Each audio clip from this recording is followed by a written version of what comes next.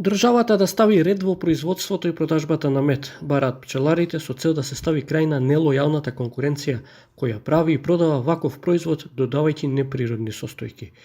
Додека се чекаат институциите да го спречат создавањето на така наречен фалсификуван мед, пчеларите апелираат граѓаните да купуваат од познати производители. Во некои европски земји ги контролира директно продавачите што се на од кучен праг. Доаѓа инспекторот без да се легитимира, откупува мед, потоа му се легитимира и тој мед се врши анализа. Значи мора да се извршат детални анализи што се продава, реално. Ама од институциите, не од нас као дружение. Ние немаме овластување да преземаме тука и да се санкционираат таквите продавачи. Пчеларите, како и сите земјоделци, се погодени и од економската и енергетска криза, како и зависноста од климатски промени и непогоди, па затоа е потребна државната помош. Потреба е да се смени начинот на субвенционирање и да се помогнат оние професионални пчелари кои што живеат од пчеларството, кои што имаат 400-500 друштва, кои што секојдневно се на пчеларниците.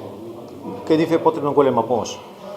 Министерот за земјоделство Љупчо Николовски со најава за можно решение дека ќе се правел поправеден и реален модел на субвенции, како и дека ќе се утврдуваат манипулациите во производството на мед, бидејќи се помалку количини има на пазарите.